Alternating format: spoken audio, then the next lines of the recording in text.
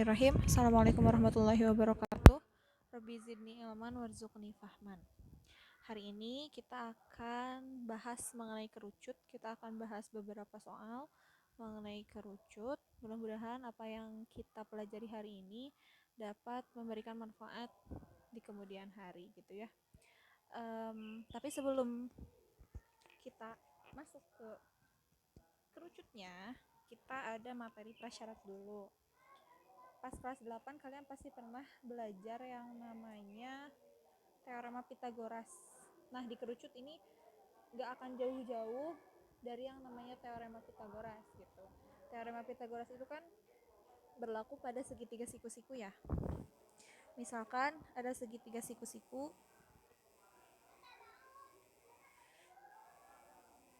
sisi miring ini namanya hipotenusa ya. Hipotenusa. Nah, sisi miring ini misalkan panjangnya itu C. Kemudian ini A dan ini B. Dari sini berlaku C kuadrat sama dengan A kuadrat tambah B kuadrat. Kemudian dari sini juga berlaku kebalikan dari teorema Pitagoras. Ini teorema Pitagorasnya ya. Nah, kalau misalnya kita mau nyari A kuadrat sama dengan C kuadrat dikurangi B kuadrat. Kalau mau nyari B kuadrat berarti sama dengan C kuadrat dikurangi A kuadrat gitu. Jadi pokoknya yang tambah itu kalau misalnya kita nyari yang miringnya aja, yang hipotenusa ini,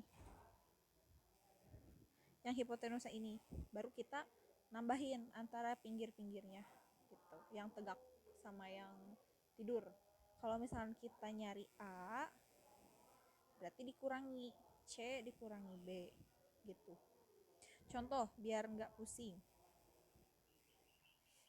misalkan saya punya segitiga siku-siku, panjang A-nya 3, panjang B-nya 4. Ditanyakan sisi miringnya panjangnya berapa. Berarti kan kita nyari C ya. C kuadrat sama dengan A kuadrat tambah B kuadrat. A-nya berapa? A-nya 3. Berarti 3 kuadrat ditambah 4 kuadrat. Berarti C kuadrat itu sama dengan 3 kuadrat itu adalah 3 kali 3 sama dengan 9 ditambah 16. C kuadrat itu sama dengan 25. Berarti C-nya itu sama dengan akar 25. Akar 25 adalah 5. Nah, berarti sisi miring ini panjangnya adalah 5. Gitu. Contoh selanjutnya. Misalkan saya punya lagi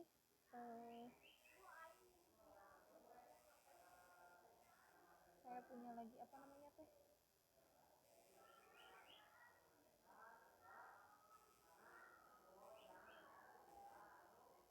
Misalkan saya punya lagi segitiga siku-siku.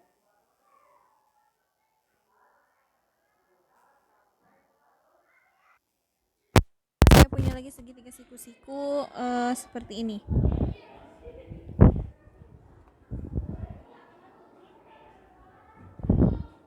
Ini 10, ini 8.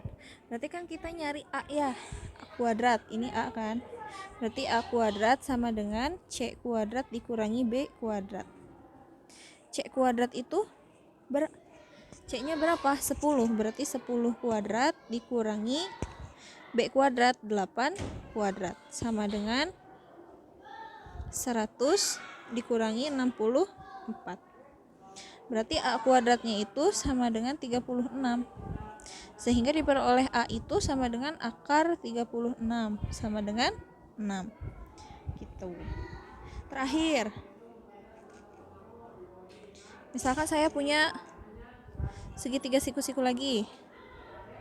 Ini panjangnya berapa ya? Ini 15. Ini 12. Berarti yang T-nya kan B kan? Berarti B kuadrat sama dengan C kuadrat dikurangi A kuadrat. C-nya adalah 15. Berarti 15 kuadrat dikurangi 12 kuadrat. Berarti B-nya itu sama dengan 225 dikurangi 144. Berarti B itu sama dengan berapa ya? Berarti B-nya itu adalah B kuadratnya itu adalah 81, sehingga diperoleh B sama dengan akar dari 81 sama dengan 9 gitu. Jadi intinya sebelum kita bahas tentang kerucut, ini materi prasyaratnya tentang teorema Pitagoras. Oke, kita mulai lanjut ke tentang kerucutnya ya. Oke, silakan dibuka buku paketnya halaman 293. Di sana diminta untuk menentukan luas permukaan dan volume dari bangun kerucut. Kalau menentukan luas permukaan dan volume berarti kan kita harus tahu dulu rumusnya ya. Rumus luas permukaan itu adalah luas permukaan kerucut itu adalah pi R kuadrat ditambah pi RS. Pi itu 3,14 atau 22/7, R itu jari-jari, dan S itu garis pelukis atau yang miringnya, nih yang ini nih. Nah, ini garis pelukis gitu ya. Kalau yang nomor 1, oh iya sebelum itu, volume itu rumusnya apa? 1/3 pi R kuadrat T. Ini silahkan dicatat, atau sudah sebetulnya ya, saya pernah ngasih video tentang ini. Oke, yang nomor 1A dulu. Diketahuinya apa? Jari-jarinya 4, tingginya 12 gitu. Nah, kalau misalkan kayak gini, kita butuh S kan? Atau garis pelukis. Cara nyari garis pelukisnya gimana? Kita coba lihat di sini. Kita gambar ulang dulu.